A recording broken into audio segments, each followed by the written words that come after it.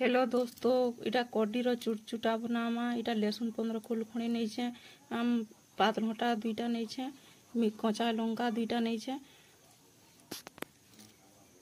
पातलघटा से मझाटा टाणटा के अलगे देछे से कला कला जेन हेती से गुटे जगह नहीं तरा इटा काटी देछे। इटा लंका के काटी देछे।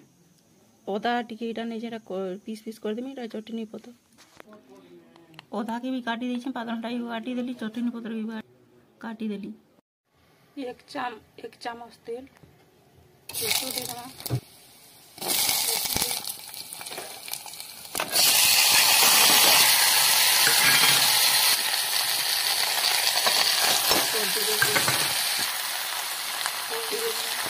हल्दी चाम से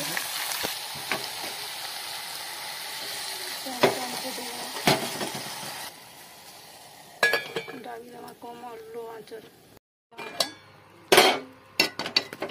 देख यहाँ हो गलान आमर आड़े यहाँ कड्डी चुटा कहसन। तुमर आड़े काଣା कहसन जे कमेंट करबे। लाइक शेयर सब्सक्राइब करवा के नहीं भूलबे। रोहुछे जय जगन्नाथ।